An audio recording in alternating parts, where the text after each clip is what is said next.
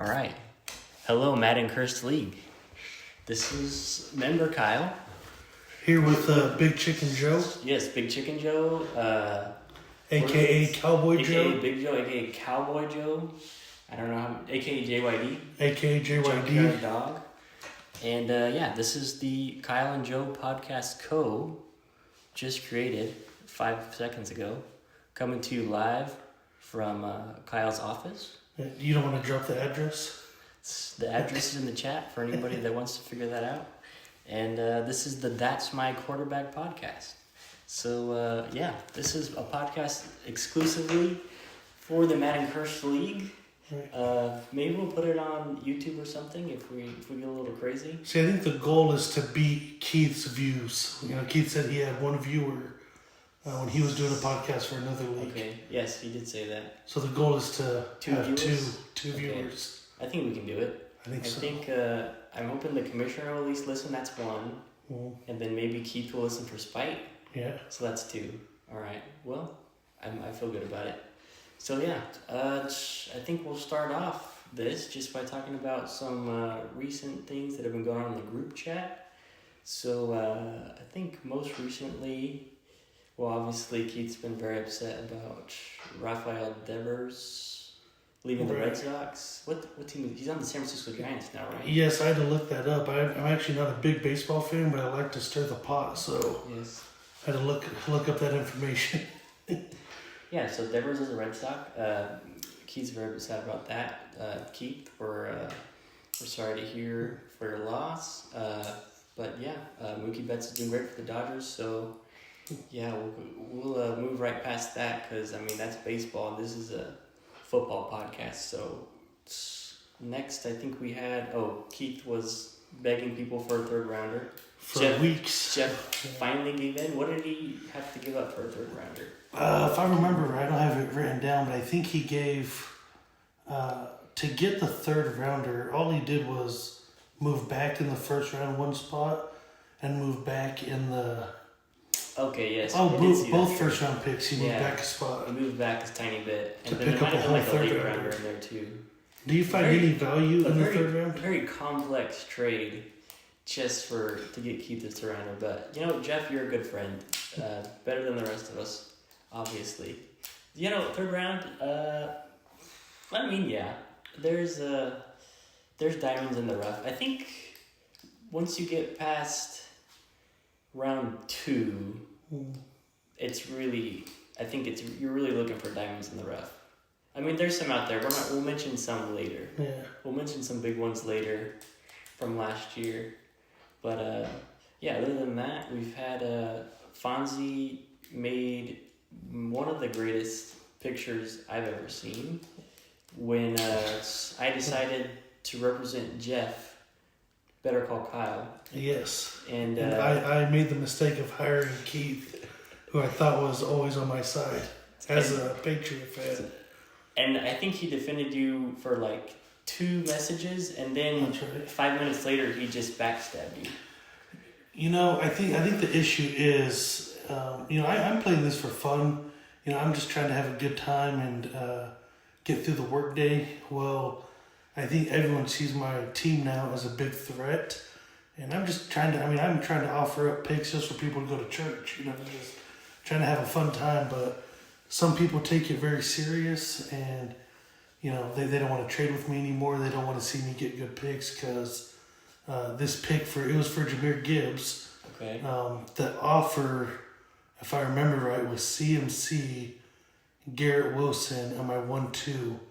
Whoa. And I showed my wife, and I said, what do you think about this? Because, she has no player bias at all, and that's probably why and she's how many time champion? 3-time first and about 4-time second. Wow. She's never gotten lower than third place. So obviously a fantasy football savant. Yes. So, what did she say about the trade? She looked at it and said, I think you should accept it. So I messaged Jeff and said, hey, Jeff, I got the wife's approval. Do you mind if I get, just to keep 5 picks? That's a whole other issue. Can I get your lowest pick this year? And he said, yes, send it. And as soon as I countered, I had this weird feeling. And my wife, she said I shouldn't have countered. I should have just hit accept. I got greedy. And it haunts me. Okay. So. Whoa, I didn't realize that. Okay, I was wondering where. I felt like I missed something. I think that's what I missed. So the trade was sent. From Jeff. The ball was in your court. From Jeff to me. And let's say that again. It was he gives you Jahmyr Gibbs. You receive. All right, I received Gibbs, and I send. I believe it was Christian McCaffrey. Okay. Garrett Wilson. All right. And my 1-2. Okay. And I was looking at my team. It would hurt my depth, but to get a young player like Gibbs, I think it would have been worth it for me. Maybe the premier running back in fantasy football. I was more excited about the duo. I was excited about Bajan and Jahmyr. Yeah. Okay. I wouldn't have to worry about running backs for the next 8 years, Yeah. But then you wouldn't be able to trade. So that is true. Tough. I have like nothing but 4th round picks for Lyle. Well, okay. So then you countered. Yes. After I messaged Jeff and he gave me the okay, I hit the counter button, doing what we agreed on. Mm-hmm. And I think BK, I made the mistake. I sent it in the group chat.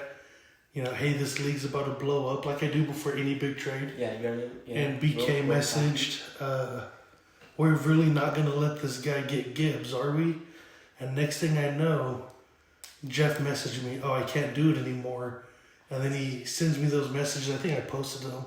He said he threatened me, he wants to kill me and watch me bleed out or something like that. And he wants to take all my players. And this was the commissioner? This was the commissioner, yes. Wow. So the commissioner got cold feet. So you countered, and then he just denied, rejected, and that was that. Yes, but I need to make it clear the counter was what Jeff and I agreed on. In a separate text message. Separate text message for what that was. He said yes, he would do it. Because if he would have said no, I would have just hit accept, But okay. I was just thinking, I need to keep these 5 picks since we need to drop 5 players, So that was a whole thing. But wow. Keith stabbed me in the back during the trial. During the trial, yes. And I thought about taking it back to court. But there's no way that I have any support for that. Somebody needs to defend Joe. I thought maybe it would be Fonzie, maybe. But I don't know. His loyalty seems to dwindle by the day. I don't know if you're overworking him. I don't know if he's gonna start fighting for higher pay. Maybe he wants to be a union employee. I don't know. What are your thoughts on that? Fonzie's a good friend. Very good friend. I think the issue is he's more of a fighter than a defender. Okay. He likes to roast, and I don't think that would hold up well in court. Okay. As you can tell, he likes to roast through the picture he sent. Yes, fantastic picture. My best picture of the year. Put it in the Louvre. Yes. All right. Yeah, I think everyone needs a copy of that photo. All right. If I could go back and hire someone, I probably would have hired BK, but he was also against me. That's probably a good choice. Yeah, that's true, but he did come out against Gibbs. That's right. The Gibbs trade, the strongest. Well, so that was a huge potential trade that ended up falling through. Mm-hmm. Probably some people are happy, some people not so happy. We'll see if it would have been a good trade or not. Doesn't matter now. It's dust in the wind. It's history. Yeah. Well, there were some big trades that did happen, though. Yes. Let's start with the flu trade, as I called it. So the flu trade... The 1-1 curse. The 1-1 was finally traded after the 1-1... I don't mean to throw this in your face, Joe, but the 1-1 was acquired... Well, if we keep tracing it back, I only know that it traces back to myself trading Ramondre Stevenson to Joe after he had a big week 1 against the Bengals, I believe it was. Was it week 1? He had a big week 1 against the Bengals, and the Patriots beat the Bengals in week 1 of the 2024 NFL season, right? Right. Yes, it must have been week 1. I was just thinking the Patriots have no weapons. This is the only guy who's worth the lick on the team at that point. They're going to try to run heavy. And you had a soft spot for him. I have a soft spot for him. I like him a lot. I looked at Ben's team, and you knew too because you asked for Ben's pick over a different first round pick. We Yes. both agreed he was going to finish in the top 5. Little did I know, or sorry, the bottom 5. Okay, I was going to say. Little did I know that would end up being the 1-1 pick. And Yeah. what hurts most is that was probably one of the worst trades in history, being that I acquired Ramondre Stevenson, and essentially I gave up Devin Singletary, who had a few good games, and That's right. Ashton Genty. Okay. So The rights to Ashton Genty. mm, Will Keith draft Genty? We all think so, but we don't know for sure. So, but then let's go back even further. I don't know where you got Ben's first round pick from originally. Do you remember? I don't know. it's hard to keep track. I think There's what so ended many up trades. happening, I think Ben told me he doesn't value picks, so I put him to the test. I sent him just a handful of players, I believe, and it was for the 1-1. Okay. So it was a handful of players. Yes. So we can't really remember. Maybe we'll go back and look. It might have been, it might have been Joe Mixon. I'll have to look at that though. Okay. Might have Maybe. been Joe Mixon. Anyways, we're gonna stop going back. We'll go forward now. Since the flu trade, Joe owns 1-1. What does he do with it? He trades it to Keith for Saquon Barkley and Derrick Henry, and he also throws in AJ Brown in the trade. Yes, AJ Brown got thrown in. Negotiations were tight. Keith is a man of his word, unlike Jeff. We had some messages back and forth, and I said, hey, if I throw in AJ Brown, would you accept it? And he said, yes, send it. Very similar language to Jeff. And sure enough, we ended up getting a deal done. I think he actually sent it over to me after conversation, and we got it done. All right. Well, Keith, a man of his word, and yet he said he would never trade Derrick Henry or Saquon Barkley until something happened that fateful day with Keith Starr, and I'm still trying to figure out what was that happened. And it seems like he's been going into a downward spiral since then. I mean, he was begging for third rounders. Now Rafael Devers. It's been a rough few weeks. I don't know if he's having some sort of midlife fantasy football crisis, maybe. Off-season What do you crisis. think prompted him to finally trade those guys that he said he was never going to trade? I think the problem was he got Derrick Henry at such a good deal from Jeff. I remember that was a trade that shook the league a little bit. Like, what's going on? Did Jeff lose a bet? That's right. What was that trade? He got. Was it like a second round pick or something like that? No, it couldn't have been. It must have been a second rounder or something. It was something. It was something bad. I don't even know if I have that. I remember. Yeah, I don't have that in my notes. I do remember the trade seeming like Jeff didn't get enough back for it, but I think Jeff was speculating Henry wasn't going to have maybe one good year left, but now Henry's looking like fountain of youth on the Ravens. Like, is he ever going to stop being a good running back? I mean, he's so much bigger than your usual running back, so maybe he does last longer. Yeah, hopefully, because I have him now, so Yeah. I'm hoping he does. Big joke. But I think it was that he got such a good deal on Henry, and then Barkley comes out with that statement saying that he might be one of those guys who retires early, and I think that kind of That's- scared Keith. Yeah, I think that's a good point that you make, because I think he did reference that, but I think we're listening too much to the off-season chatter. If that's gonna prompt you to make that big of a move, just my opinion there. I mean, but sheesh.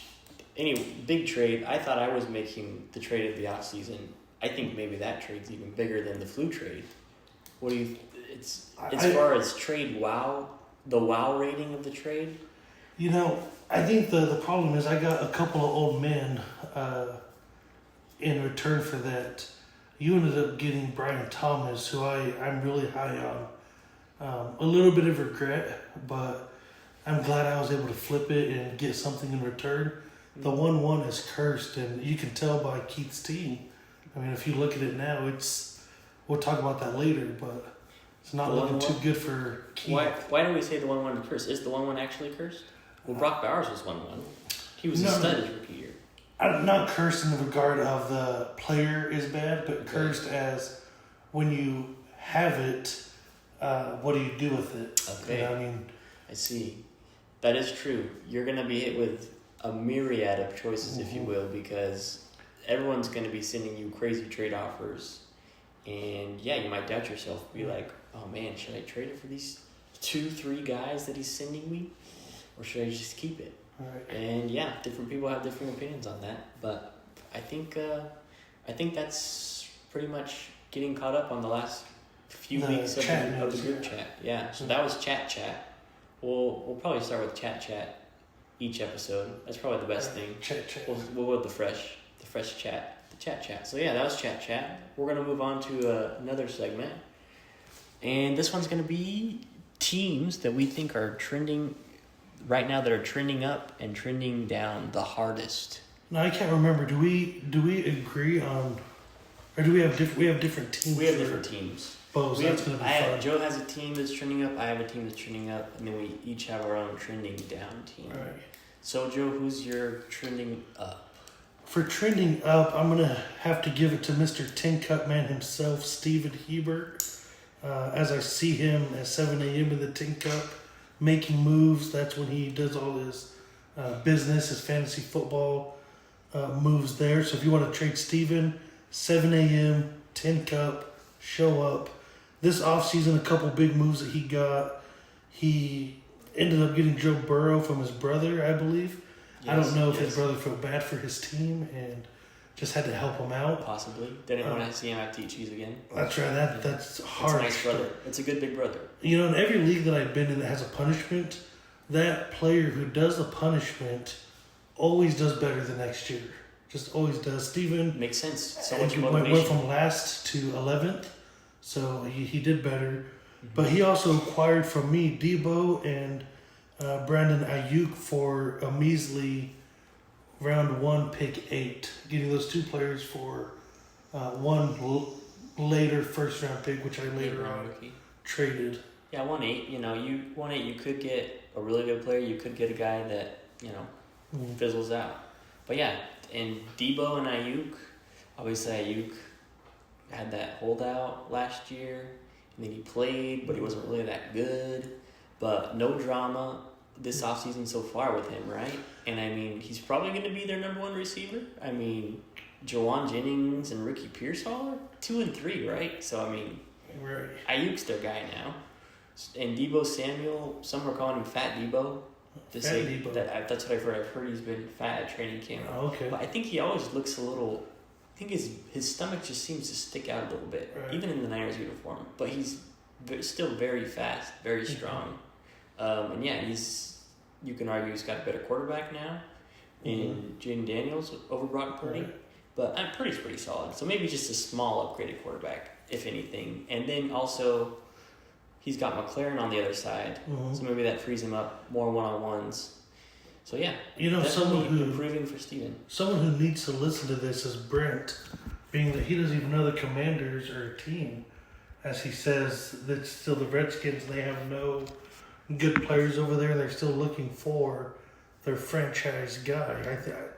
I think he needs to pay attention to this. Maybe we'll send this podcast to him personally. Yeah, we can only hope Brent will listen to this podcast, because that's a good point when he was bringing up that. When he made that statement, I couldn't believe it.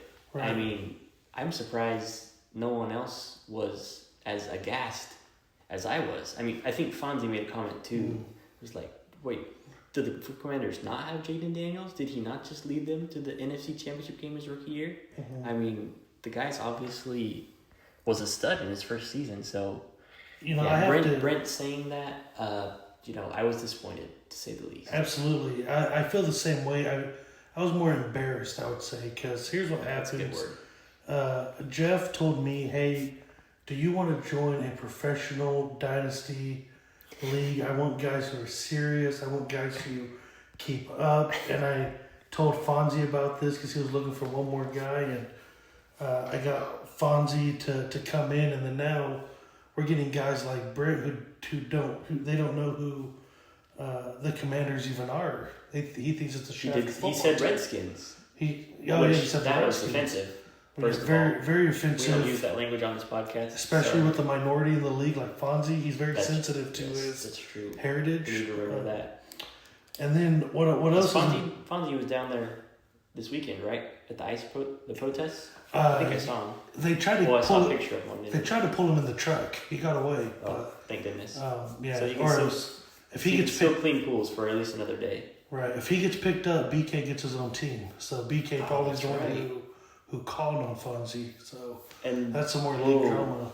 yeah, and Fonzie made BK the cop in the picture.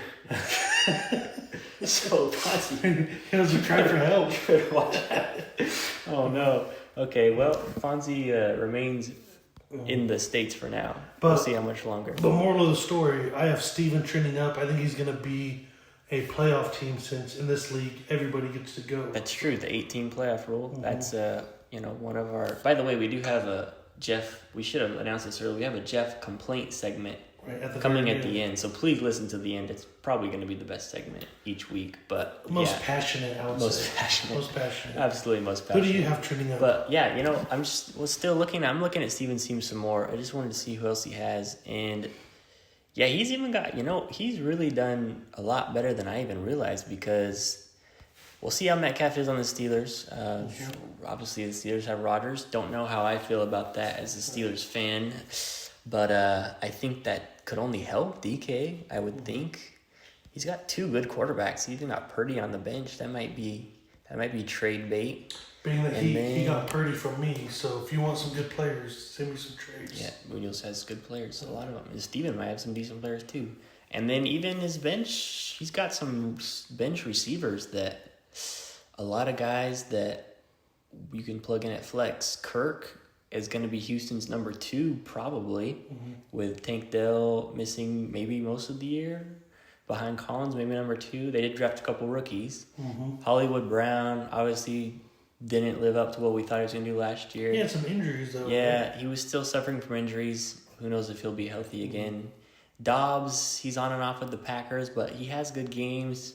Shaheed is a deep threat, amazing deep threat, but just no quarterback right now. Right. We'll see what happens with the Saints quarterback situation. And even Quentin Johnston, he was a decent too last year in fantasy. So Steven's going to have a lot of decent flex guys to choose from, maybe be able to trade some of them. So yeah, he's definitely trending up. I'm going to say my trending up pick is going to be none other than our beloved loser, Benjamin Coyle. And yeah, he was last place this last year. And by the way, I just keep coming back to Brent.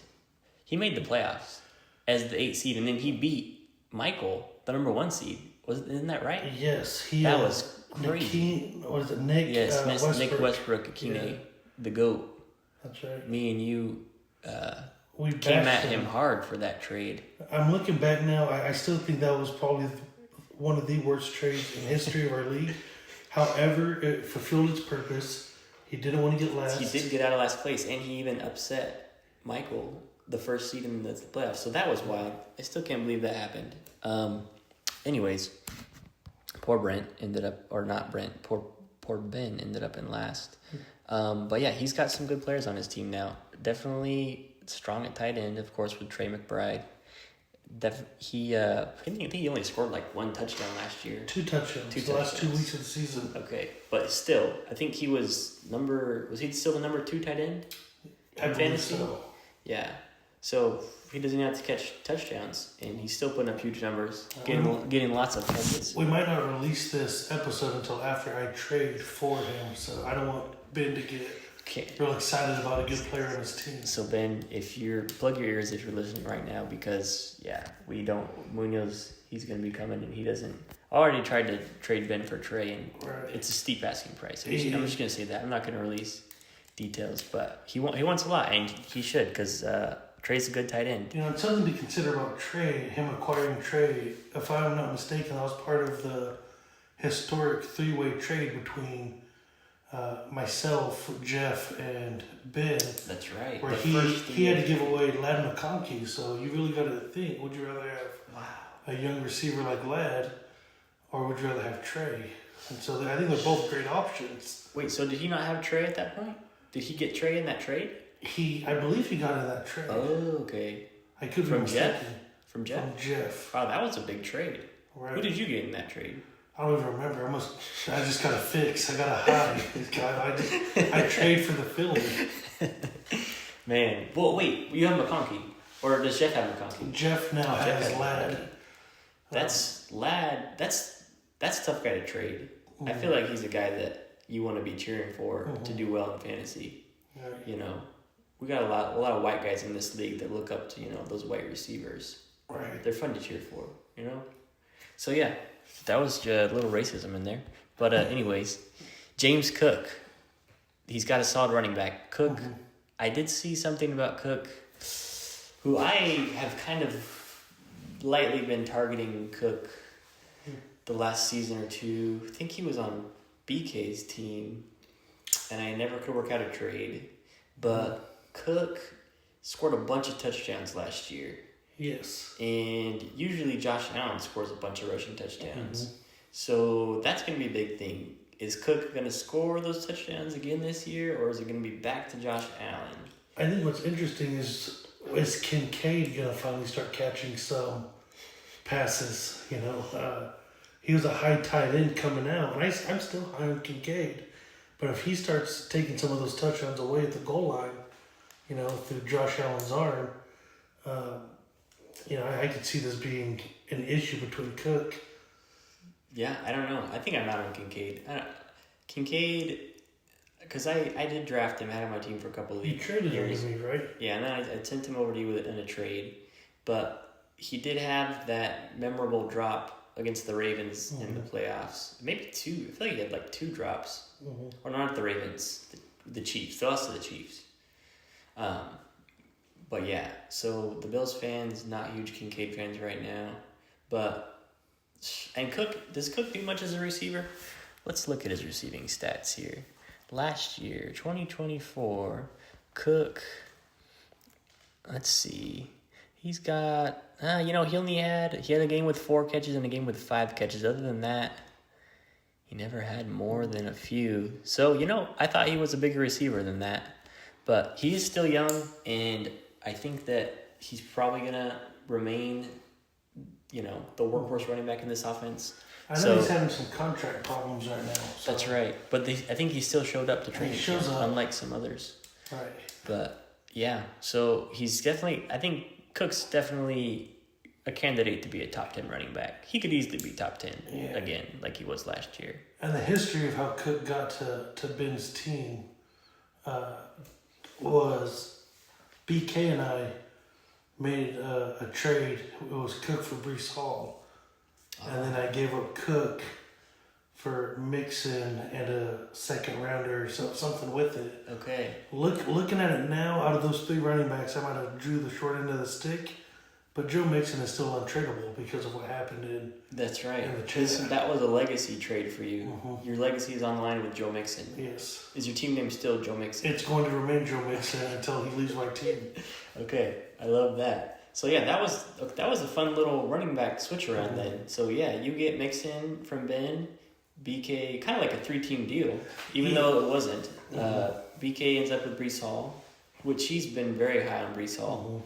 And then, Ben ends up with James Cook. I think all 3 guys have their fair share of questions, but all 3 could definitely end up being elite running backs this year. So, yeah, that'll be fun to look out for, especially with all the trading. So, yeah, we spent a lot of time with James Cook. But anyways, Ben also, he is the Mahomes. He does have Patrick Mahomes, who, oh, man, I could spend too much time talking about him too. But obviously Mahomes, maybe the best quarterback in the league, and used to be the best fantasy quarterback in the league too, until the last, 2-3 seasons.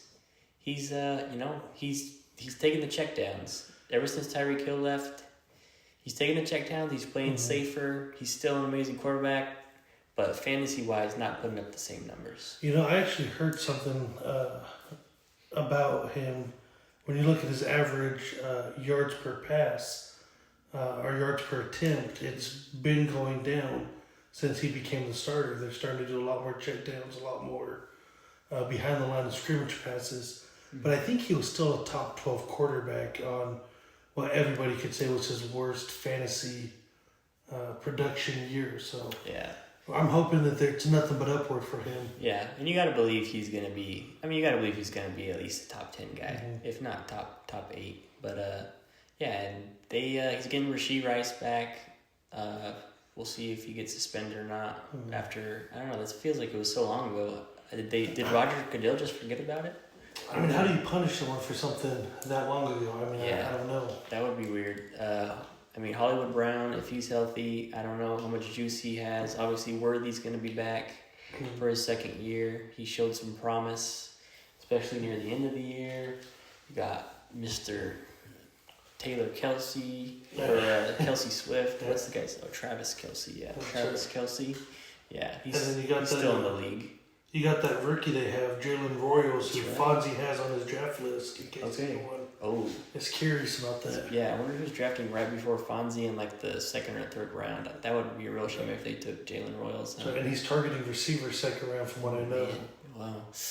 Man, you know, this podcast, if you listen, you're going to get some information that might be helpful.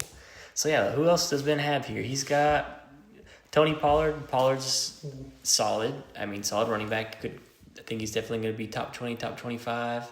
Kupp, new place in Seattle. Some questions there. What does he still have left in the tank? Cortland Sutton, 29 years old. He's not 30 yet. And yeah, him and Bo Nix definitely had some chemistry last year. Yeah, he just had the best season, I think, that he's had. Yeah, and yeah, I came to the realization one day in the chat that Keith snagged Cortland Sutton in last year's draft in like the 4th round, I think it was. All he had was a 4th and a 5th. Yeah, so yeah, good job, Keith, snagging Sutton. And now he's on Ben's team, and then it's got Pittman, who can be good. He's a little up and down, but definitely a guy that you can at least put in your starting lineup. And then he is tight end university. Now I'm just realizing Travis Kelsey and Jonnu Smith. Jonnu Smith came out of nowhere, had a great season last year. Tight end number 4. Do you think he can continue that? That is a big question. I've heard rumors about him and the Steelers. I've been hearing that too, and it's because, well, Arthur Smith is our offensive coordinator. He used to be the head coach for the Falcons, and yeah, he's like a lot of coaches. They just want to bring in the guys that they know, which, I mean, Jonnu Smith, very solid player. He's also brought in Cordarrelle Patterson, who was decent last year, but the coaches, they have their pets. Like, I'm not interested in your pets. Like, let's get good players. I don't want to give away too much for Jonnu Smith. I mean, if we get him for a good price, I'll take him, but I won't bore everyone with too much Steelers talk. But yeah, I think Ben's team is definitely looking like a team that is not gonna get last. I think he can even. I'm gonna say he competes for a playoff spot. I'm not gonna lock it in, but he's gonna compete. You know, Juwan Jennings, he's really kind of come out of nowhere. He was a guy that was a waiver wire guy as a couple years ago, and him and Purdy have a lot of chemistry, and he's one of the few Niner receivers that seems like they can stay healthy and stay on the field. With Debo gone, he might end up being the receiver 2 over there. That's what it seems like. It's going to be him or Pearsall. Now, what are the chances? Which Pearsall, I don't know. People, I feel like, I don't know. Is Pearsall getting too much hype? I mean, everyone's acting like he's just going to be a good receiver. What was he, a 2nd or 3rd rounder last year? So I guess I think he was 2nd rounder. So they did spend some draft capital on him, so he's got to have some expectations. Right. I mean, I don't know if draft capital is everything, but I think, he gets shot in the chest and he comes back and everybody feels pretty hyped about him. Yeah. I think, I'm watching him play, I think people are too high on him. I know Fonzie is too high on him. I think he Fonzie is very high. might still be on his team. So we'll see. We'll see if that works out for Mr. Fonzie. But yeah, Pearsall, I'd like to see him do good. White wide receiver. We like Right, white yeah, wide receivers cheer on this them on, podcast. Yeah, And in the let's league. establish that we love white receivers. Has to be white. Yeah, we're cheering for all the white wide receivers. Are there any? I mean, the other ones too, receivers? but especially the white ones. Are That's a there any good question. Hispanic receivers in the league? Let's think about that. There's there's that guy on the Broncos. His last name is Vele, Vele. I don't know if he might be Samoan. Yeah, Mexicans aren't that tall. Who am I kidding? Gotta be Samoan. It's gotta be Samoan. Yeah. Uh, Has there ever been a Mexican wide receiver? Fonzie was doing Sure. adult football and got offered to go try to make an arena football team out of wide receiver, but he decided to hang up the cleats and get married and start having kids. So Wow. he hung them up. He could have made history. It's Fonzie. Instead of should he have stayed married to the game instead of marrying a woman? I would argue if had Fonzie made the league, I would say he gets drafted in our dynasty league in the 5th round by me because I know him. Oh man, yeah, Fonzie. That'd be an interesting pick. It'd be a fun guy to have on your team. One thing I like about the sleeper app is you can add guys that have been retired for I think you could add Tim Tebow if you want on your team. He's on my wish list. Yeah, one can only wish. Maybe might be a good move.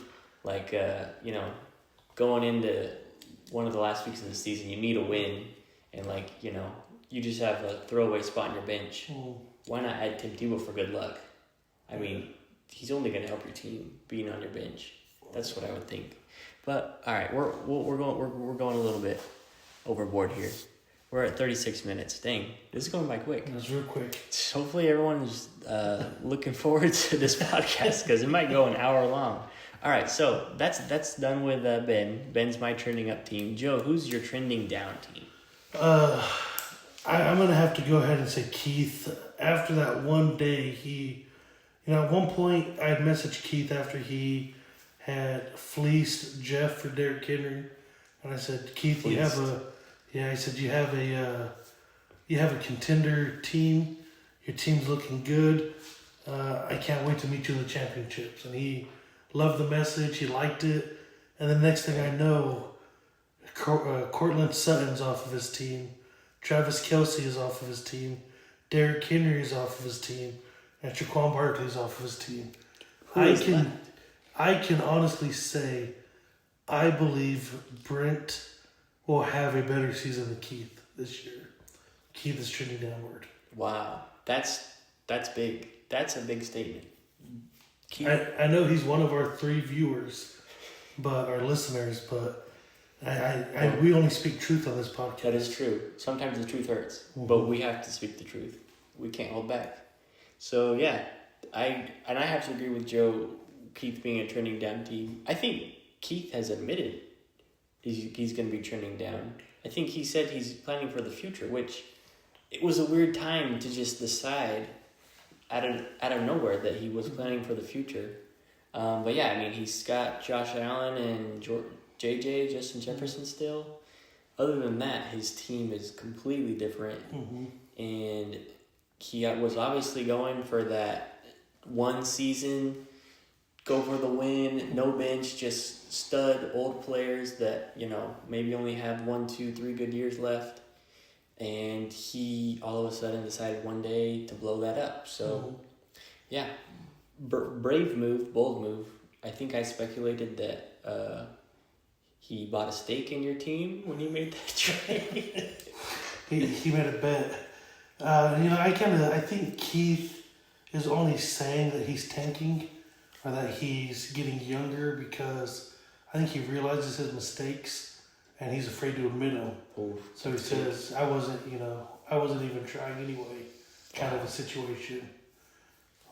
Well, that's a good point because then obviously if things do go this way his year and some of his moves work out, he does have a couple first round picks, I believe, that he's picked up. I might need to check on that. He has the 101 and I believe the 108 now. Okay. But someone I forgot to mention. That's right. He does have. Yeah, that's right. He does. He does have that 1-1, so we can assume that's a Genty. And then 1-8, you're probably getting another good startable running back or receiver. So by the time the draft's over, I think he's gonna have. This team's not gonna look as in shambles as it does right now, but it's a long way from what it was looking like during like the beginning of last season. But and I forgot to mention AJ Brown. He was on Keith's team for 7 minutes. I mean, that's still a player that's considered that he got rid of. It's true. And AJ Brown is, a top 10 receiver. So, and I for my trending down, I'm gonna go with another guy that I have said that I think has a stake in your team this year, because I don't know what he's doing with his team. I've been vocal in the chat. I think I've had to apologize a few times because I probably have said some mean things. But Fonzie, I don't know what you're doing with your team, man. Look, let's read off some of the players here. He's a big Stafford guy at quarterback, which Stafford, we discussed this in our pre-podcast meeting. It's a good quarterback, very good quarterback. Fantasy quarterback, he's like, sometimes he hovers around number 20 as a fantasy quarterback. I feel like he can do better than. And there is a difference between being a good quarterback and a good fantasy quarterback. Absolutely. Fonzie hasn't learned that yet, but he will. Justin Fields, good fantasy quarterback, at least when he was on the Bears. Right. Good quarterback? I don't know. Well, I just hope he's good enough for Garrett Wilson, who is actively on the trade market. Any of you guys? I've gotten probably about 5 teams all interested in Garrett Wilson, but the price just hasn't been there yet. So we're, okay. We'll see if that gets moved. Well, I don't mean to dog Justin Fields too much for you, but there's plenty of quarterbacks like that. Even I think Anthony Richardson was kind of like that his rookie year, because he's had a lot of rushing touchdowns. And but yeah. So anyways, why don't you do this, Kyle? Because Fonzie hears it from me almost on a daily basis. Can you go down his team and tell me who is a good fantasy player at that position? That I'm gonna try. So running back, we got Kamara, we've got Brian Robinson. Kamara, obviously, a fantasy goat. For his career, he's had some awesome games. I remember at least one game. I think on Thanksgiving one year, he had like 6 touchdowns or something like that. Yeah, they pulled him and didn't let him get the record. Yeah, so he's had some insane fantasy games, but I think he's getting up there. 29 for running back, obviously 29. I'm 29. Right. I think I'm still in my prime, Right. but I'm not an NFL running back. So I don't know how many great years we have left of Kamara, and where you saw him suffer a little bit last year from the lack of quarterback play. He still finished as the number 9, but I feel like he was a little bit more inconsistent than he had been in recent years. A big thing with him is if he gets those receptions. And looking at his stats from last year, he was still pretty solid in the reception department as far as he's getting at least 5 a game. Most games, it looks like. That's probably about his average, but the yardage, maybe not as high as it used to be. Kamara, obviously, he's reached his peak. He's on his way down, still a solid running back. I think, we'll discuss the best player on each team later, but probably the best player on his team. You could make a case for another guy maybe, but Brian Robinson, timeshare with Eckler. He is the goal line running back, but he's also losing some rushing touchdowns to Jaden Daniels. So, questions there. Jacoby Myers might be the Raiders' number 1 receiver. I think, I wasn't thinking about Jacoby Myers earlier. He might actually have a good year coming up. Because Geno Smith is a decent quarterback. What do you think? I hear a lot of training camp buzz. They're high on They're 2 rookie receivers that they took. Okay. I think we forget Brock Bowers is on that team. I think Brock Bowers That's is the true. number 1 Brock Bowers. receiver. And they got a new toy in Genty. I do like Jacoby Myers as an expatriate. I was excited to see his route running. I think he runs phenomenal routes, but he thrives as a number 2 receiver. If he ends up being the Raiders' number 1 X receiver, I don't expect him to do much. Yeah, definitely some questions there. And Munoz hit it right on the head. I mean, Brock Bowers, Jacoby Myers as a wide receiver is the number 1 wide receiver, but Bowers definitely their best receiving threat. But you know, Fonzie, I think Myers can have a good year this year. But a good year for Myers, what are we seeing? Last year, he was actually the number 19 receiver last year. So honestly, better than I thought he did last year. So, maybe we have something here in Myers. Maybe Myers can be top 20. But I mean, maybe top 20. And we're talking his other 2 guys might be the same thing. I mean, George Pickens, now on the Cowboys, number 2 receiver behind CeeDee Lamb, and Devontae Adams, now on the Rams, number 2 receiver behind Puka Nacua. Obviously, both very good receivers. Pickens still very young. Devontae getting up there in age. But as number 2 guys, I think their ceiling is capped. I don't think we're seeing top 10 or top 15 production. I think at best we're hoping for around the 20 range. So really for all 3 of the receivers. That's kind of what I'm looking at. And then beyond that, let's see what we got. We got pick 1-4 and pick 1-6. He could help himself out there. Maybe some running backs. Maybe I'm not leaking. I don't want to leak Fonzie's list, but I have good insight saying that's going to be Judkins at 1-4. Oh. And I'm pretty sure it's going to be Caleb Johnson. Wow. At 1-6 if he falls that far. If you listened to the 47th minute of this podcast, you might know who Fonzie is probably going to pick. I mean, he does work for Big Joe, so Joe might know something. They are very good friends. Tight end Kyle Pitts. Kyle Pitts is just, lives to disappoint fantasy owners. I like Pitts. I don't like him as a football player. I don't like him as a fantasy football player.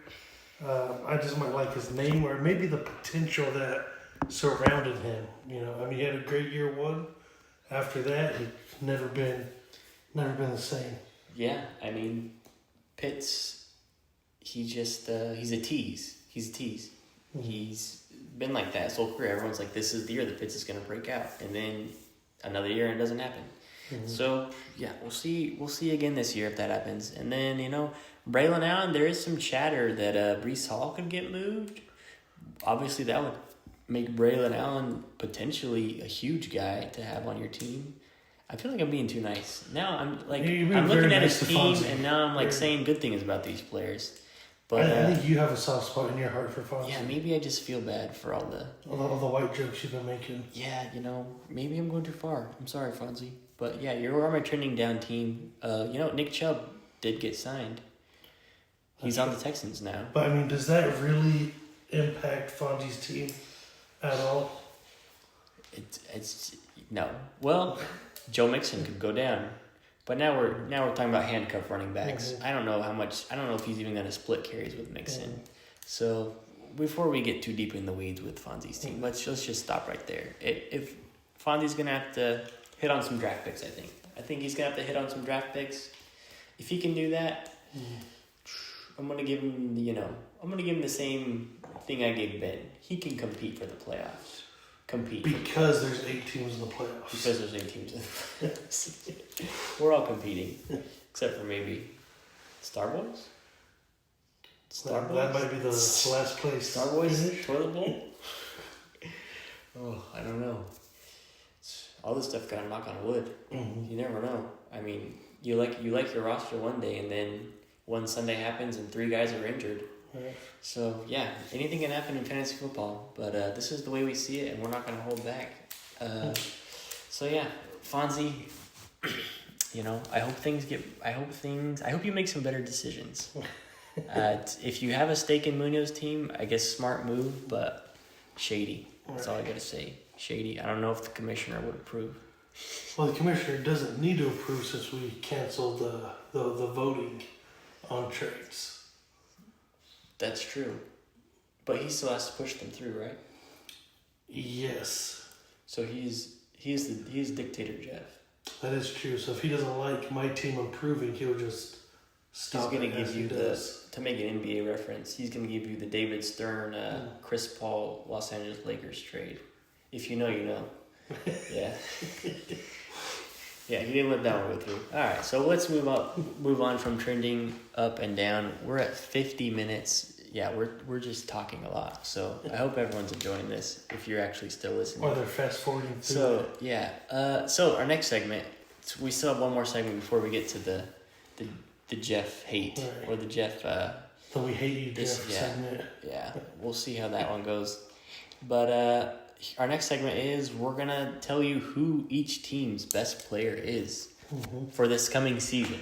Yes. I think for this coming season, not for like, because you could do like a best player for the future. You know, like looking 5-6 years. We're talking about best player for the 2025 NFL season. So Joe, we're gonna start with Brent's team. Who you got, Joe? Yeah, so for Brent's team, I think it's pretty clear, and I believe we agree on this one. Brent's team, the best player by far is Barkley. I mean, if he gets 60% of what he did last year, Saquon Barkley is going to be top running back again. Yeah, I mean, he was a monster last year. He had lots of touchdowns, lots of breakaway, long touchdown runs. I mean, he looked like Penn State Saquon Barkley, finally away from the Giants and with a team with a dominant O-line. It was, I'm not gonna lie, I mean, I'm not an Eagles fan, but it was fun to watch. I mean, he's electrifying, and yeah, he's definitely Brent's guy. Brent's team will go as Saquon goes. Yes.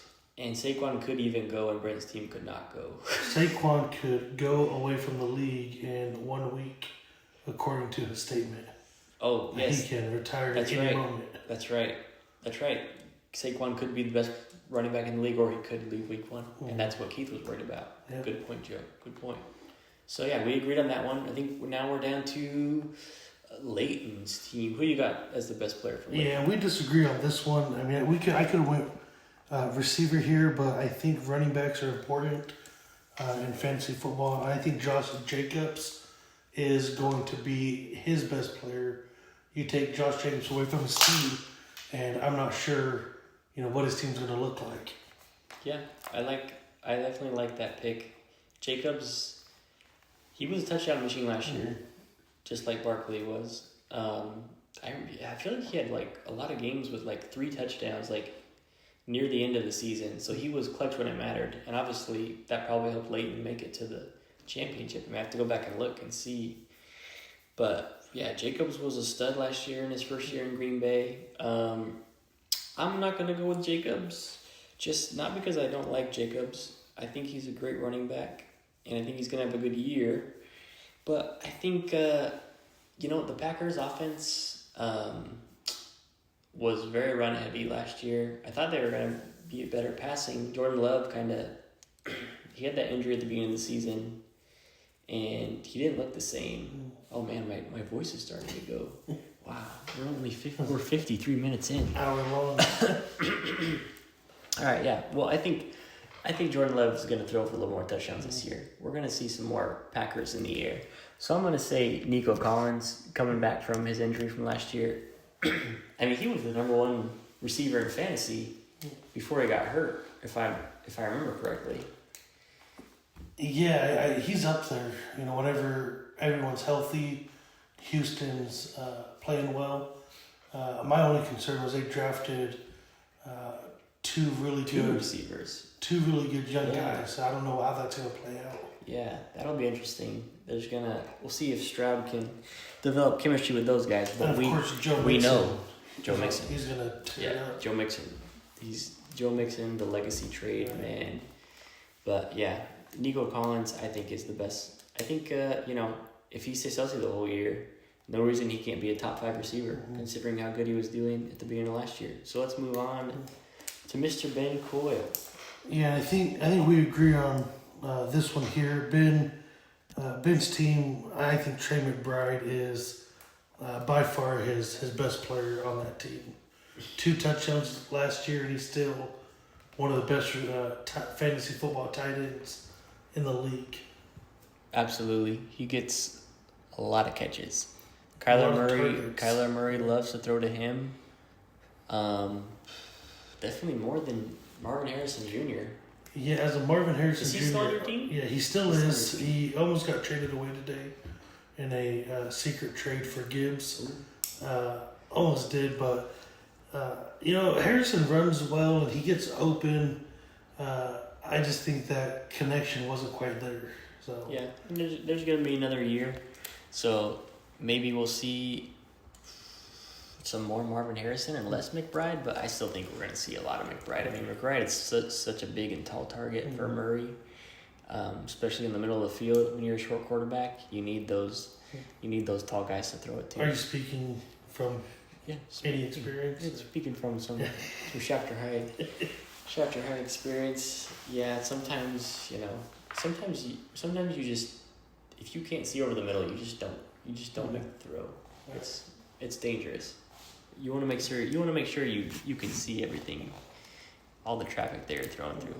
But yeah, definitely Trey McBride is his top player. Number 2 would probably be James Cook if I was taking a look, but we're not doing number 2. We're just doing number 1s. So we're gonna move on to Ben Coyle's brother-in-law, Isaac. Did you know that he's Ben's brother-in-law? I don't know half the people in this league. Right. I know my Valley Bible boys, and I wish I didn't know Jeff. That's about it. No, I know about half the league.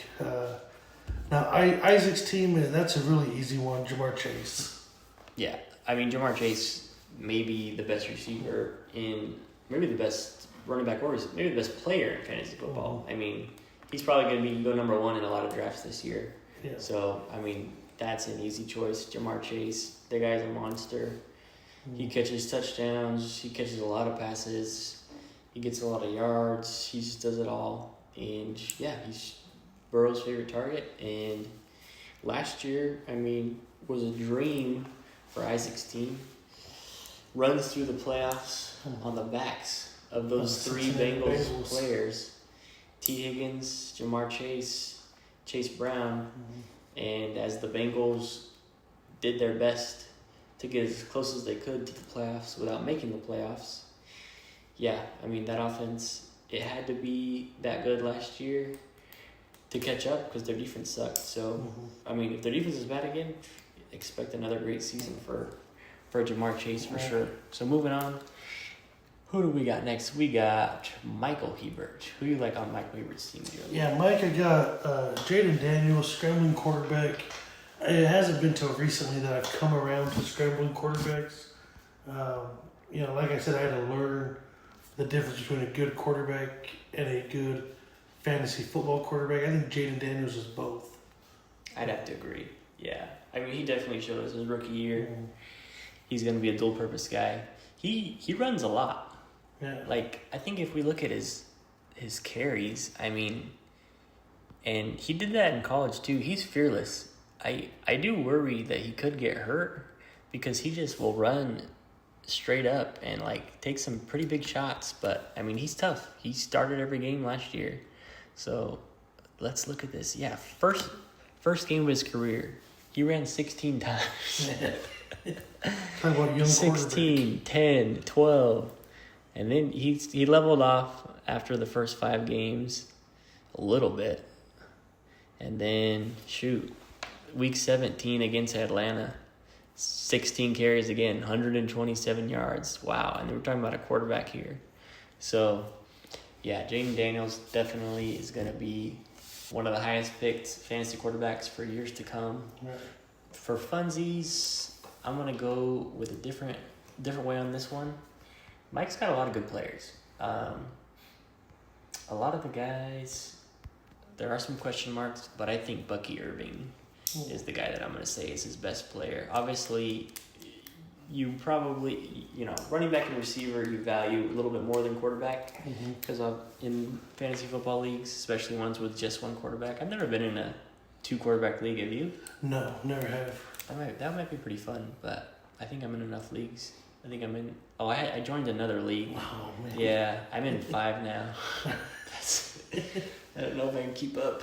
It's a full-time job. Yeah. Anyways, yeah, Bucky Irving, and I'm very jealous of Michael. 5th round, right? He drafted Bucky Irving in the 5th round. I had Bucky Irving in my 16 team last year. I drafted him in that draft. Was very proud of myself. Also very proud of myself for drafting Puka Nacua. Yeah, and he's been on my team since I drafted him.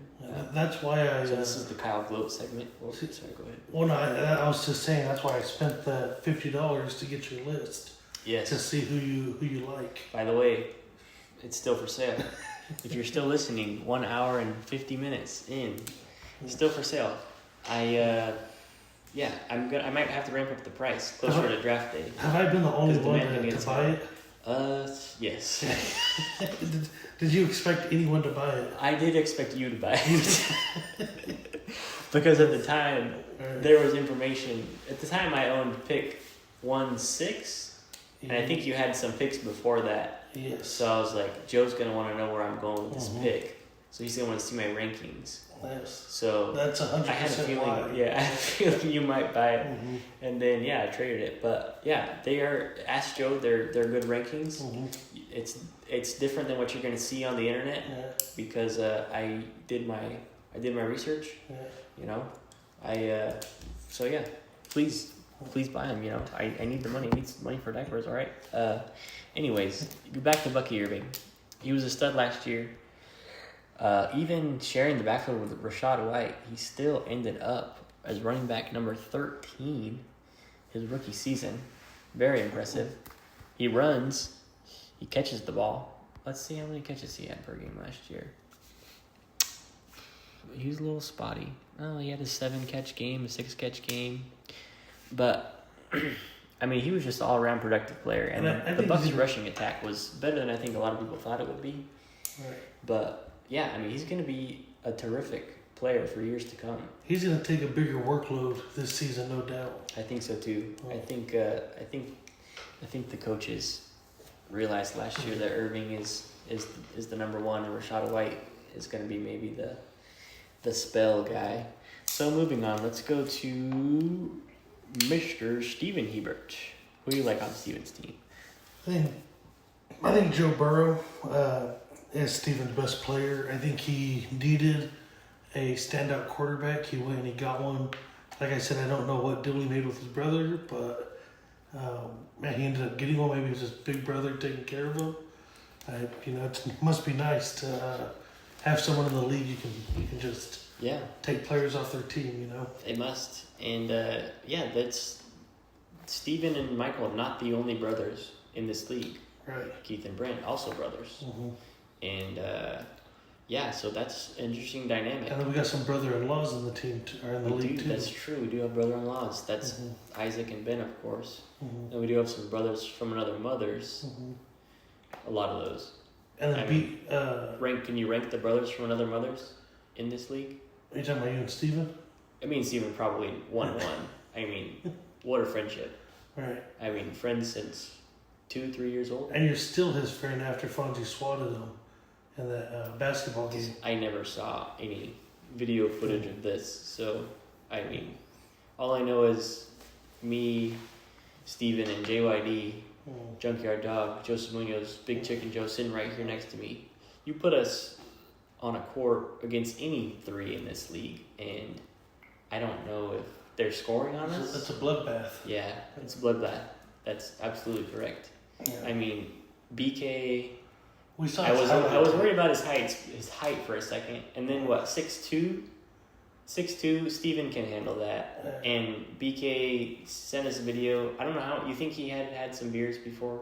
Yeah, I just always assume BK's had some beers. I assume that he's at least 60. Yeah. Now, yeah, I saw BK's highlight film and I knew we had nothing to worry about. So. Yeah, I was saying BK Jokic because he did say that he had some sexy passes back in the day. But yeah, I mean, a sober BK, I don't even think I'm worried about sober BK. You know, so fun fact, I tried to look him up. I did some deep research and tried to get some of his stats and could not find him anywhere. Wow. So he might be making this stuff up. he might have been before Max Preps. I think he's kind of older. Yeah. I don't know, BK. You're gonna have to let us know how old you are. Yeah, get out those VHS tapes Yeah. and let us watch some Yeah, film. it's not a Max Preps. They didn't even know what that was back then. Uh, But yeah, so if anyone wants to play us 3-on-3 though, I mean, they're welcome. Yeah, that'd be fun. Yeah. Anyways, back to where were we? Steven's team, Yeah. Joe Burrow. Yeah. So Joe Burrow, I think he's also my pick as Stevens. It is boring to pick a quarterback as the best player, and Steven does have some. He's got a lot of guys that, you know, they're good. They're good. Are they great? They could have a great season, but I don't know. So we're gonna say Joe Burrow. Joe Burrow's probably. You got to believe he's going to be a top 5 quarterback again this year. Let's move on. Let's see who we got. Oh, now we got BK and Zach. Don't forget Zach. He's also one of the managers. They're co-managers. Brother-in-laws, I believe, right? Oh, are they brother-in-laws? I thought that's what he said for his birthday today. Oh shoot! Oh, I'm yeah. 41 messages behind. Yeah. That's on me. I needed to catch up with the group chat before this podcast. That's on me. Mm. I'll be better next time. Right. But BK and Zach, I think it's St. Brown easily, and I think they're trying to trade him as well. that is what it seems like. Well, at least one of them's trying to trade him. The other one, That's right. does not want to let him go. BK loves the thought of trading. Mm-hmm. But how many trades do they execute? A lot. I don't know. They do execute some. It's not a lot.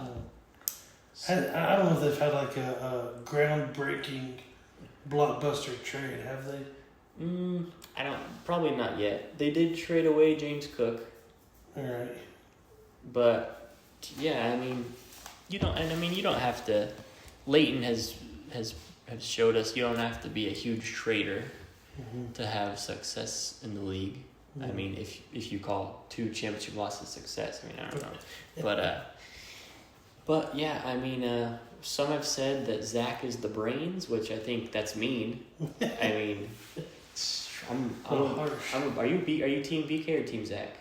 I think I'm team BK. I'm team BK. BK, he's no hate on Zach. I like that. I think Zach and I made a deal in season 1 trading Ezekiel Elliott for AJ Brown. So that was a fun little deal that we made. But, Oh wow!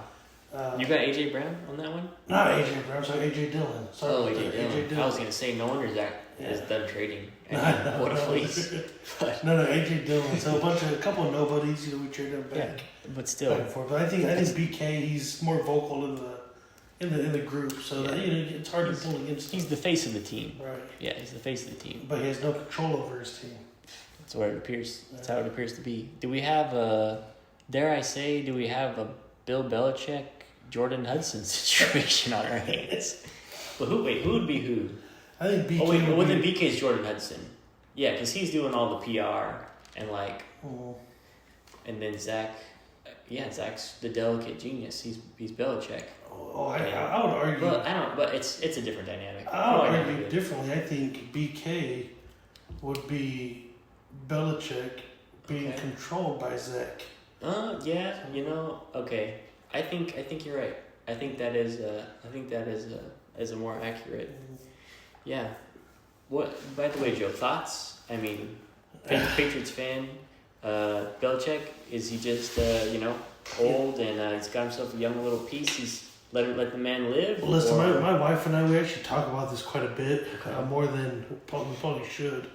This is a case of elder abuse. Okay, I've heard that going around. So you're on the elder abuse. Mm-hmm. You're agreeing with elder abuse. Yeah. Well, she is attractive. She is young. Is she even 25? It's like almost a 50-year difference, right? I mean, to be straightforward with you, I don't know much about her other than she's just a young lady taking all of Bill's money, is what I hear. Okay. Taking all Bill's stuff. Okay. So it's Well, the same thing that Zach does with BK, from what I understand. Okay. Yeah. Takes all of his stuff. And Okay. This is making more and more sense. This analogy. Yeah. No, that you're definitely right. yeah.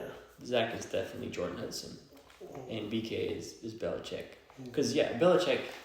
I think the thing with Belichick, he's just football. He's like, I just want to coach football. Like, I don't want to do all this stuff. I'm gonna let her do it. And BK, he just wants to talk in the chat and talk about trades. Right. But Zach's the one that's controlling behind the scenes. But all right, anyways, got off a little tangent there.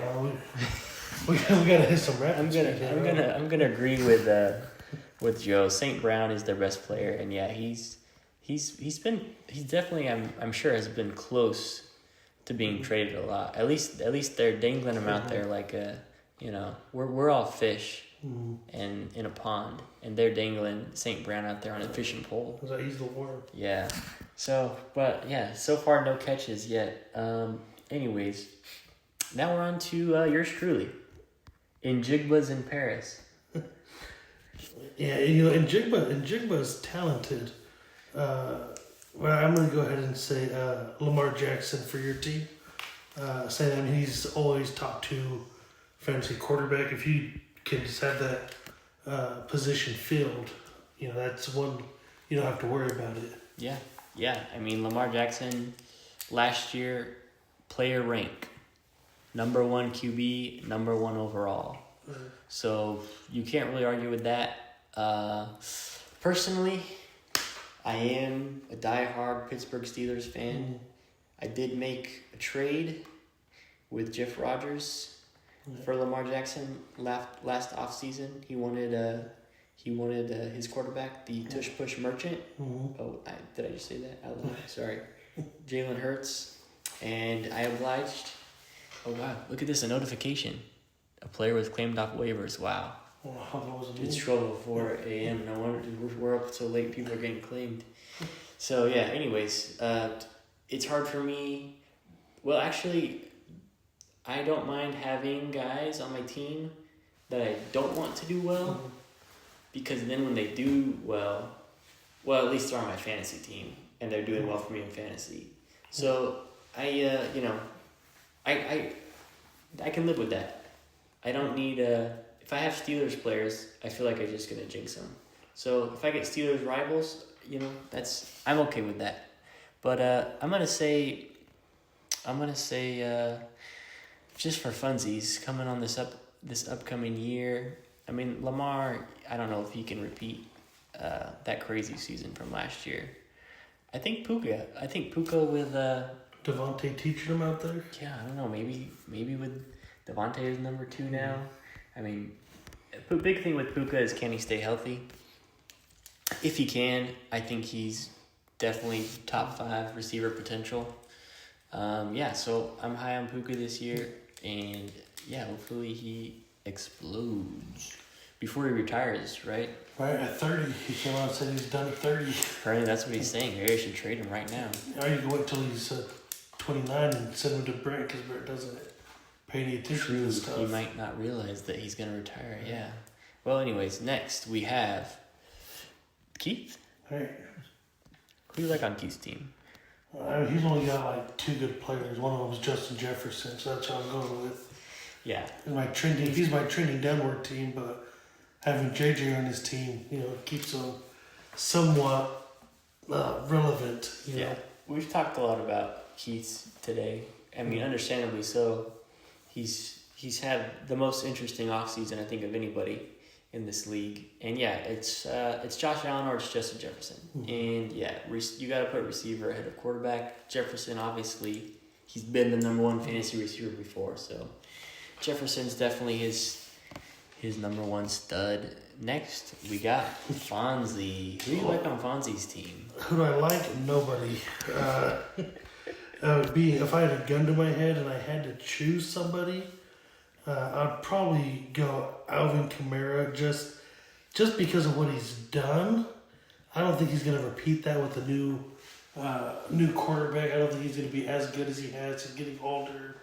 I think he might have only played one full season in his career. He has missed a game or two here and there. Mm-hmm. But Fonzie's team is stretched thin, and so I'm forced to say Alvin Kamara. Yeah, I Either see, him or some number 2 receivers. I do see some similarities with Steven's team and Fonzie's team. Obviously, Steven, I think, has a lot better quarterback. But as far as the players, he's got a lot of good players. Mm-hmm. I don't know if these guys can elevate themselves into great. Earlier when we talked about this, I thought I'd go out on a limb and say Devontae Adams is maybe his best player.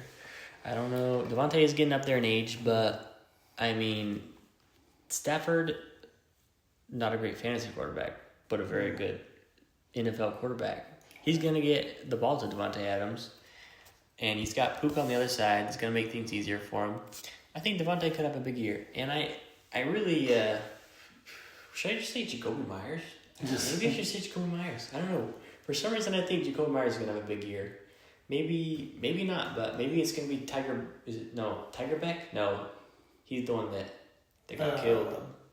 You talking about the receiver? Jake. Is it Jake Beck? Jake Beck. Who Fonzie's targeting, if you're listening, he's targeting him early second round. That might be his 2-1 right there. Oh, man. So he's going to run it with 2 Raider receivers. Wow. Geno Smith is a decent quarterback. He's shown that he's can be good for fantasy receivers. Like when he was in Seattle, Smith and Jigba, big season last year. DK was still solid. And even the year before that, DK and Lockett, they were solid. So Geno Smith, probably average NFL quarterback, but he can distribute the ball to his receivers. We've seen that. But let's move on. We got the commish, Mr. Jeff. Yeah, we got 2 more. We got Jeff right here. His is easy. This would have been a lot more fun had I won in our court case, had I hired BK to be my attorney. But since Keith stabbed me in the back and made me look like a fool, he still has Gibbs, so therefore Jeff's best player, Jahmyr Gibbs. Yeah, I think that's clear cut. I mean, Gibbs was a monster, especially when Monty went out last year and it was all on Gibbs. I mean, he took the reins and he ran with it. So they have a new offensive coordinator, so you don't know how he's going to decide. That is a question mark. So does that mean he's going to continue to split the workload, or is he going to lean more on Gibbs this year? And I'm guessing more carries? Yeah, that's a good question. I'm more interested in, is the Lions offense going to be as good as it's been the last 2 years in general? So, I mean, think of all the fantasy production from the Lions offense the last 2 years. I mean, Gibbs has been a stud. Montgomery's been a stud. I mean, how many teams have 2 good running backs in fantasy? I mean, you remember, back in the Mark Ingram, Alvin Kamara days, that was a good rushing tandem. That's how old Kamara is. Yeah, I mean, to go further back, Fred Taylor, Maurice Jones-Drew, anyone? That was now you're in BK's age range. I don't know if anyone remembers that. Fonzie was probably in diapers. Yeah. But yeah, I mean, we've seen it before, but it's been few and far between. And then obviously St. Brown has been a monster receiver, and Jameson Williams, he really put in a solid season last year. So I mean the Lions, they've been a fun team to have fantasy players of. So yeah, Gibbs obviously one of the best fantasy players. Is going to go probably top 5 in a lot of drafts this year. But yeah, there are some question marks. So you say you're not so sure about the Lions offense. Yeah, you're holding on to J-Mo. Well, let's go ahead and say right now, what's the price for him on the trade market here? For J-Mo, well, I had some insane receiver depth. And I did trade a couple of my receivers to Brent. So my receiver depth is slightly less insane. So,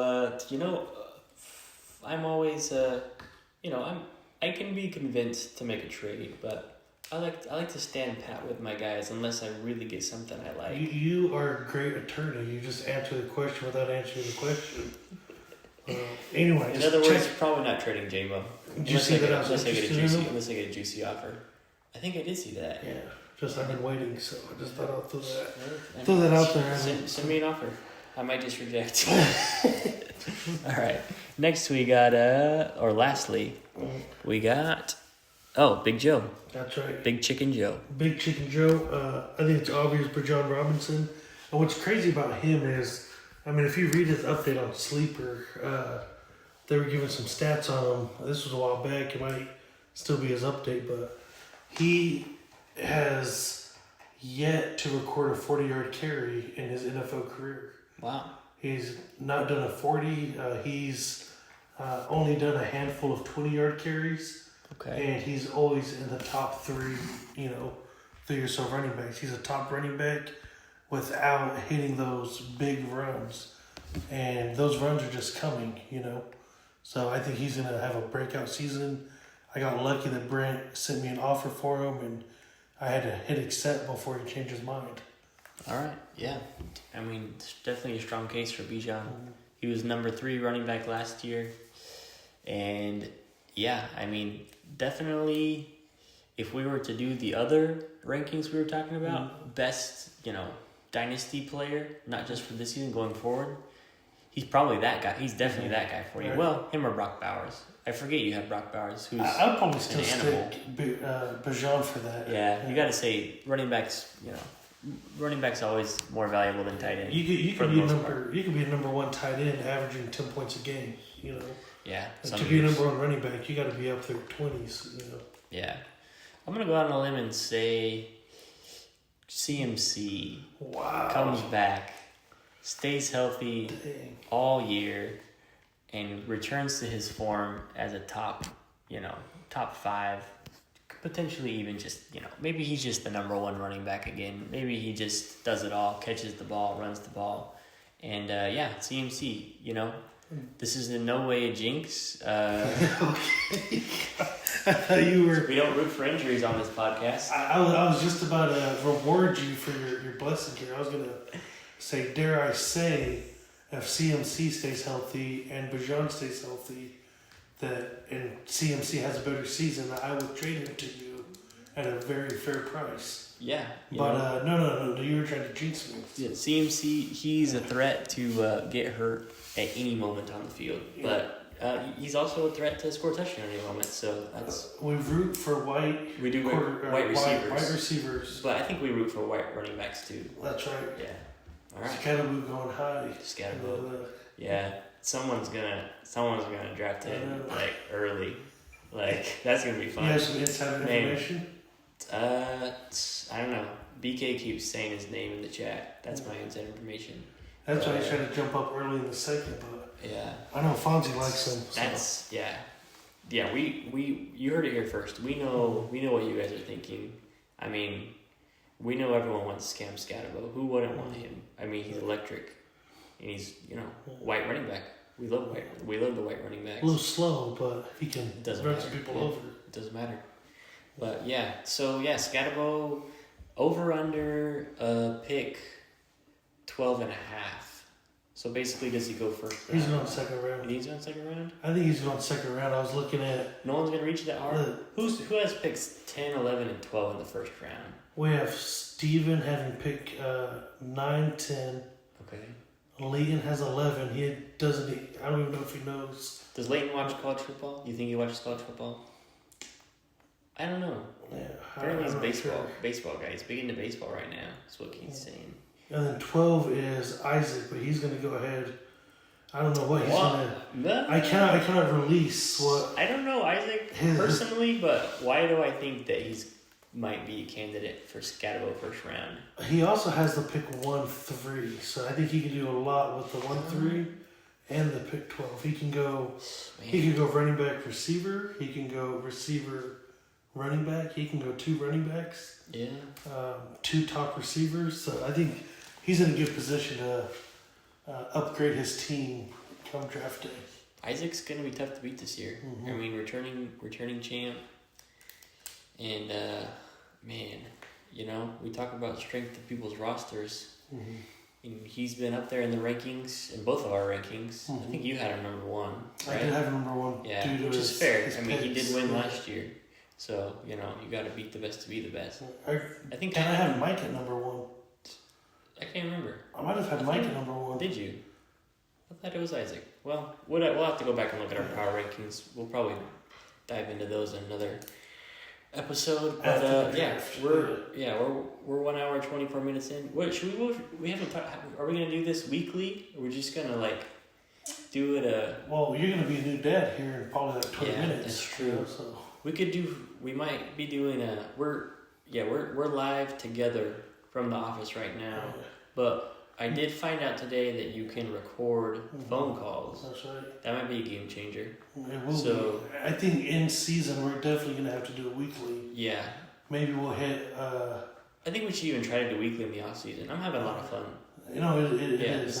this is fun. I'm just not sure if people are going to have an hour and a half of their Yeah, we'll definitely be quicker. days. I think the fact that this is our pilot episode, we Mhm. obviously had a lot to catch up on. Yeah. So if we do it weekly, there's going to be less. Yes. And yeah, we can definitely, if there's maybe sometimes if there's breaking news in the league or like big happenings, Mhm.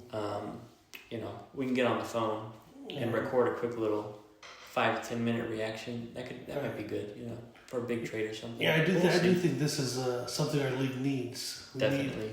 unbiased opinions That's right. and unbiased facts about what is happening in the league. Yeah, it is needed. Because you can only express so much in the group chat. Yes, and then I think here, this is you and I coming together independently to record this. We cannot be punished by the commissioner for what we say here. That's right. And This which is which leads us to the next segment. yes. The segment that I've been waiting for. A segment I'm really excited for. I don't even know what do we say we're calling this. We might need to figure out a name for it. It's viciously, I don't know, complain. Or Maybe I don't like the I don't like the word. Yeah, I don't want to say complain. I like maybe exposing. Yes. Exposing. Okay. Who Jeff really is.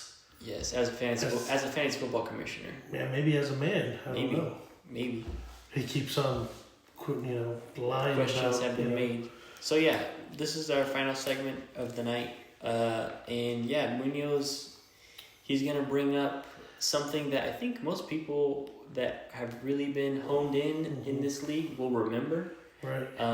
And might still have a bad feeling in their guts about it. So remind us, Munoz, what happened? Right. So when thinking about this segment, there's 1,000 things I can think of off the top of my head to complain about our. I think Keith calls him the soft-lipped commissioner.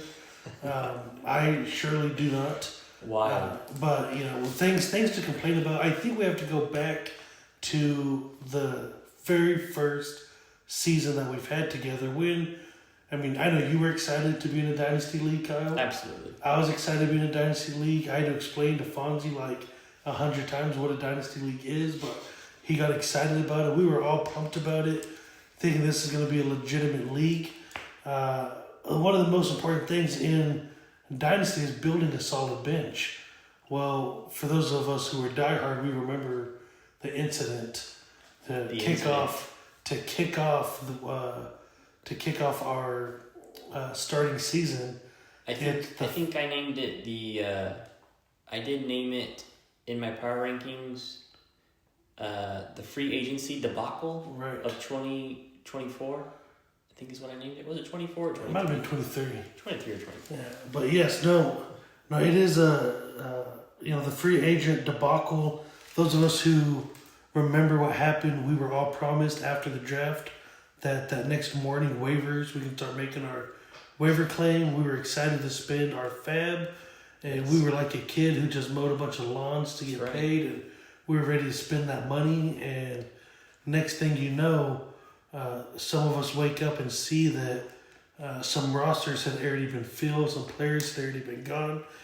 Players who are notable, we had Hubbard, who ended up being a great running back for the Carolina Panthers, and he also had some return on trading him. Yes. So if you've traded him, you got some A big player in this league. good player. We got C.J. Stroud, who there's a team in our league named after this man. Literally, love me some Stroud. Yeah, Right, that's Stroud boys. Hunter Henry had a couple of great games that helped get Brent out of last place. That is a fact.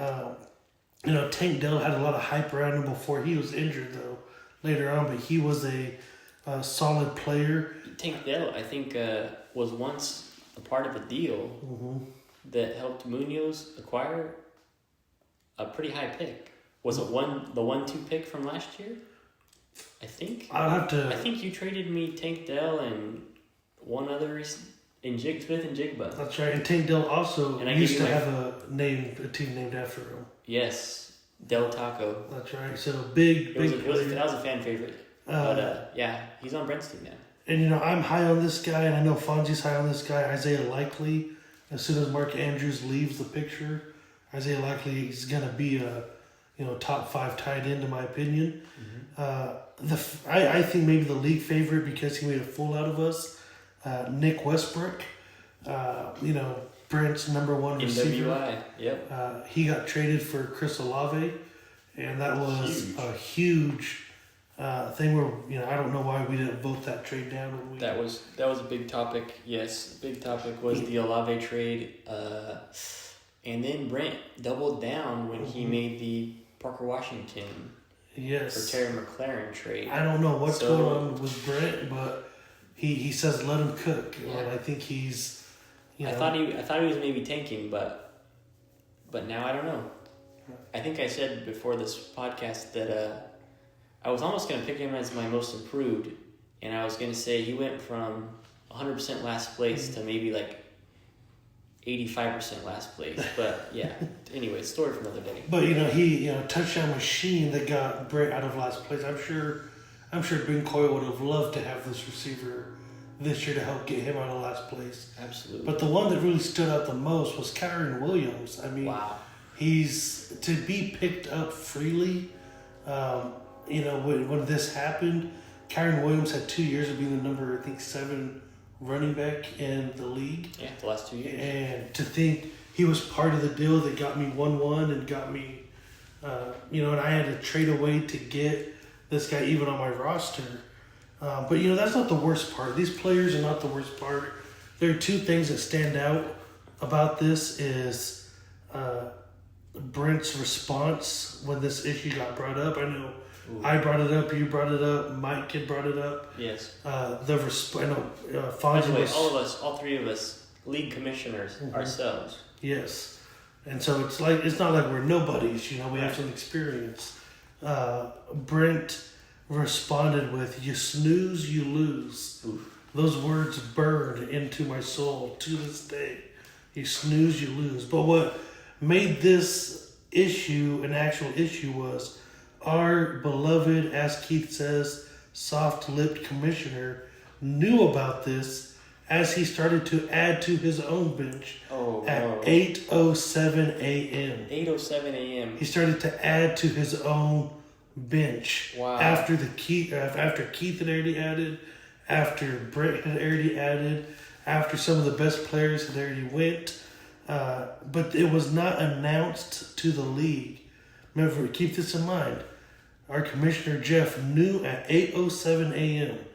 and he did not announce it until 8:54 a.m. 8:54 a.m. I mean, wow, I'm not a math guy. Actually, I am a math guy.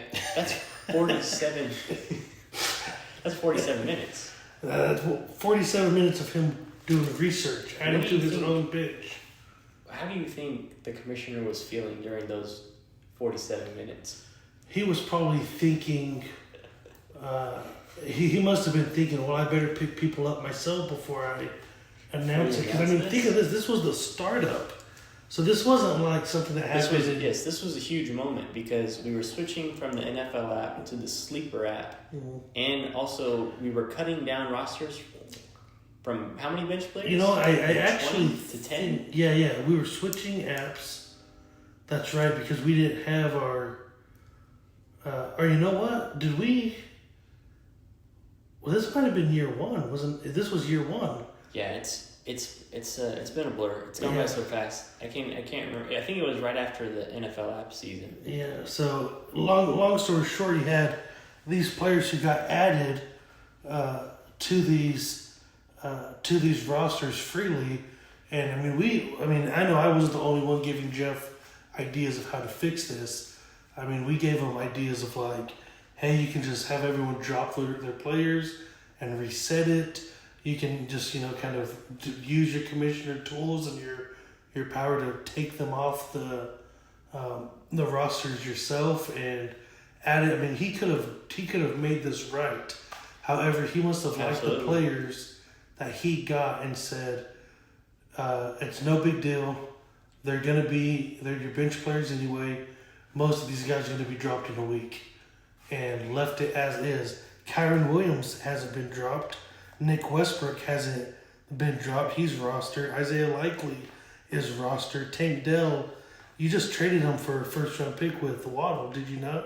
I did for a Nick. You did. C.J. Stroud is on a roster. Hunter Henry is on a roster. Hubbard is on and these a are roster. Just, to be clear, these are just some names. There's definitely some that we're forgetting too. Yeah. From guys that were out there in free agency, and yeah, that would have been a pretty exciting time to be, using your fab, trying to acquire the free agents you wanted. Mm-hmm. And that one did hurt a little bit. And I gotta say I was surprised. I thought Jeff was just gonna be like, oh yeah, that wasn't supposed to happen. Let me take those players off those rosters. Mm-hmm. But that was a rough one, and I'm so upset about it too. I think there needs to be a league-wide pizza party funded by Jeff for not making this right when it happened. The only way you can make it right now is a pizza party. Yeah, so I think we need something. He needs to figure something out. We need restitution. Yes, restitution. And that's what this segment's all about. Is just exposing the truth. Yeah, and it's one thing at a time. And this is the tip of the iceberg. I mean, there's so much more that we can complain to Jeff about. What do you think his approval rating is currently as commissioner? Every time I think it's trending up just because he has come a long way. I think every time that I reach out and get some approvals, it's always 50-50. Always. And I don't know why. I think some people are too nice. Some people don't want to cause problems. Mm-hmm. Some people try to use him as a puppet. I mean, because the reason that this didn't get turned back is because Keith had said there's only 2 players that have been added that are worth anything. Wow. And it's... Does Keith have the most pull with the commissioner in this league, would you say? I believe Keith is running the league. That's a conspiracy theory. I think the commissioner, we should call him Jeff Biden. I don't know if he knows that he's in a dynasty league right now. It's just ridiculous trying to talk any sense to this man. It's no matter what we say, he has to go and ask Keith. And if Keith does not approve, it does not get done. And that will be another complaint for another day, as I have a list of rules that have been changed because Keith. We do have a list of grievances. Yes, yeah, and that's I'm not gonna just throw that theory in the trash. I mean, we could very well be seeing a puppet regime in the Madden Cursed League. So Jeff, I know maybe some of these words were a little bit mean, but like we've said, we have to tell the truth on this podcast. We have to expose things. It is important. I mean, this is a money league. Yeah, that's another issue that I have. Let's not go there yet. I mean, some of us do like to put some money at stake. I think that makes it more fun, but and some of us would like to have known before we joined the league. A little clarity might have helped, but we'll save that.